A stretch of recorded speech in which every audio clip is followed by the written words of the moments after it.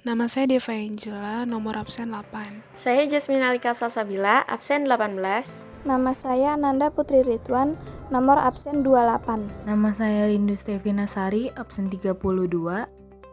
Orde Baru adalah sebutan bagi masa pemerintahan Presiden Soeharto di Indonesia.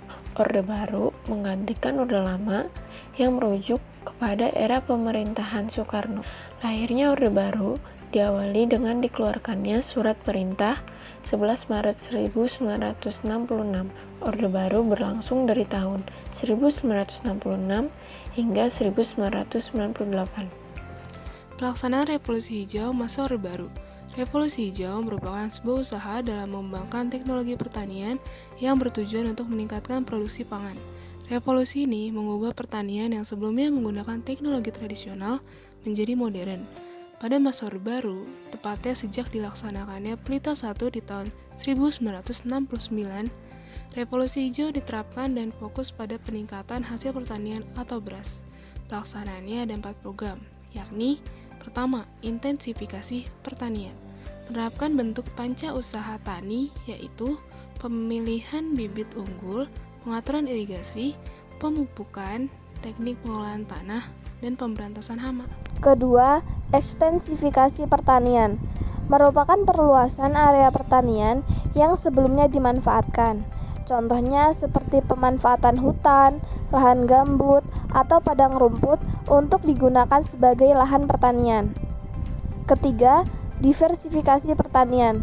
Dapat dikatakan pengalokasian sumber daya pertanian ke beberapa aktivitas lainnya yang menguntungkan, baik secara ekonomi ataupun lingkungan. Contohnya, menanamkan beberapa jenis tanaman dalam satu lahan atau memelihara beberapa hewan ternak dalam satu kandang. Keempat, rehabilitasi adalah sebuah usaha meningkatkan hasil pertanian dengan cara memperbarui segala hal terkait pertanian. Misalnya, seperti memperbaiki sawah tak ada hujan menjadi sawah irigasi. Tujuan perjuangan Orde Baru adalah menegakkan tata kehidupan bernegara yang didasarkan pelaksanaan Pancasila dan Undang-Undang Dasar 1945. Sejalan dengan tujuan tersebut, ketika kondisi politik bangsa Indonesia mulai stabil, maka pemerintah mengumumkan pembangunan nasional yang diupayakan melalui program pembangunan jangka pendek dan pembangunan jangka panjang. Pembangunan jangka pendek dirancang melalui pembangunan 5 tahun atau pelita yang memiliki misi pembangunan dalam rangka mencapai tingkat kesejahteraan bangsa Indonesia. Pembangunan nasional dilakukan untuk melaksanakan tugas mewujudkan tujuan nasional yang tercantum dalam pembukaan Undang-Undang Dasar 1945. Dalam usaha mewujudkan tujuan nasional, maka MPR sejak tahun 1973 sampai 1993 menetapkan garis-garis besar haluan negara atau GBHN. GBHN merupakan pola umum pembangunan nasional dengan rangkaian program yang kemudian dijabarkan dalam Rencana Pembangunan 5 Tahun atau Replita. Replita berisi program konkret yang akan dilaksanakan dalam waktu 5 tahun. Replita ini dimulai sejak tahun 1969 sebagai awal pelaksanaan pembangunan jangka pendek dan jangka panjang. Konsep pembangunan jangka panjang tahap 1 pada tahun 1969 sampai 1994, menurut indikator, pembangunan dianggap telah berhasil memajukan segenap aspek kehidupan bangsa dan telah meletakkan landasan yang cukup kuat bagi bangsa Indonesia untuk memasuki pembangunan jangka panjang tahap 2, yaitu pada tahun 1995 sampai 2020. Sejak pembangunan 5 tahun tahap 3, pada tanggal 1 April 1979 sampai 31 Maret 1984, maka pemerintahan Orde Baru menetapkan 8 jalur pemerataan. Ada beberapa infrastruktur yang dibangun pada saat Orde Baru, yaitu jalan nasional, tol, jalan layang, jembatan besar, bendungan, bandara, stasiun atau terminal, pembangkit listrik, rumah sakit, dan jaringan telekomunikasi. Semasa pemerintahan Orde Baru, penataran P4 menjadi kurikulum pendidikan yang wajib diikuti para pelajar sampai mahasiswa. Bahkan, pejabat, PNS yang baru lulus pun harus mengikuti kelas penataran P4 sebelum bertugas. Saat tamat SD, lanjut ke tingkat SMP, sebelum belajar di kelas wajib mengikuti penataran P4 selama sepekan. Sekarang diganti dengan istilah orientasi sekolah. Materi dan muatan belajarnya berbeda antara penataran P4 dengan orientasi sekolah. Di penataran P4, semua guru sampai kepala sekolah memberikan pemahaman dan pendalaman yang namanya sekarang wawasan kebangsaan. Pada zaman pemerintahan Orde Baru, menyebutnya wawasan Wiyata Mandala. Wawasan yang mempersatukan seluruh suku, agama, dan golongan yang tinggal di berbagai pulau. Materi pokok yang harus dipahami, didalami, diresapi, dan diamalkan oleh seluruh pelajar Indonesia adalah nilai-nilai yang terkandung dalam Pancasila. Program Keluarga Berencana. Pada masa Orde Baru, dilaksanakan program untuk pengendalian pertumbuhan penduduk yang dikenal dengan keluarga berencana.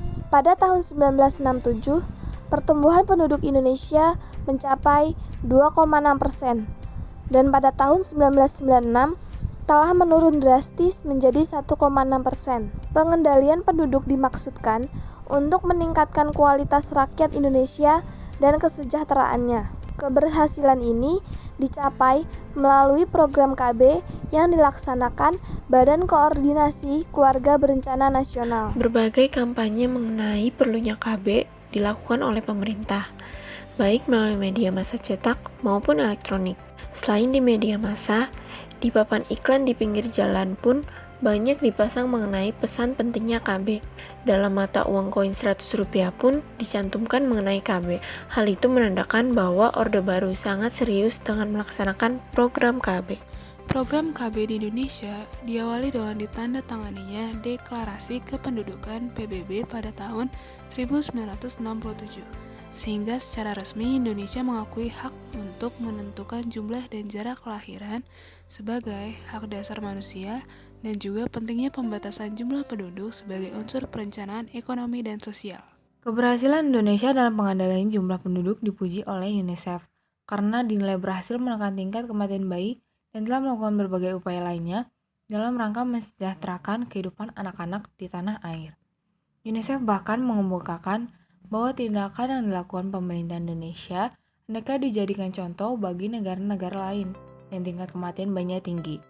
Program KB di Indonesia sebagai salah satu yang paling sukses di dunia, sehingga menarik perhatian dunia untuk mengikuti kesuksesan Indonesia. Pemerintah pun mengalokasikan sumber daya dan dana yang besar untuk program ini. Pengontrolan media.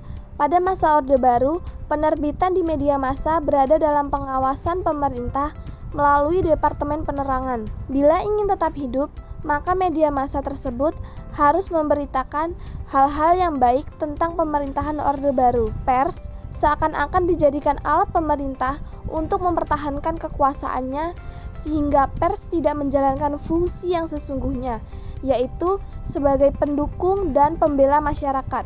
Pada masa Orde Baru, fungsi Dewan Pers ini tidaklah efektif. Dewan Pers hanyalah formalitas semata yang menjadi anak buah dari pemerintah Orde Baru.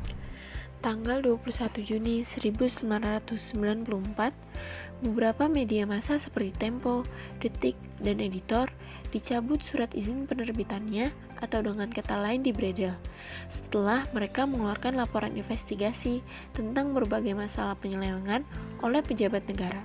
Pembredelan itu diumumkan langsung oleh Harmuko selaku Menteri Penerangan pada masa itu. Meskipun pada saat itu pers benar-benar diawasi secara ketat oleh pemerintah, namun ternyata banyak media massa yang menentang politik serta kebijakan-kebijakan pemerintah. Dan perlawanan itu ternyata belum berakhir. Tempo misalnya berusaha bangkit setelah pembredelan bersama para pendukungnya yang tentu rezim Soeharto. Setelah pembredelan 21 Juni 1994, wartawan Tempo aktif mewakilkan gerilya seperti dengan mendirikan Tempo Interaktif atau mendirikan ISAI, yaitu Institut Studi Arus Informasi, pada tahun 1995. Perjuangan ini membuktikan komitmen Tempo untuk menjunjung kebebasan pers yang terbelenggu pada zaman Orde Baru. Kemudian, Tempo tertib pada tanggal 6 Oktober 1998 setelah jatuhnya Orde Baru.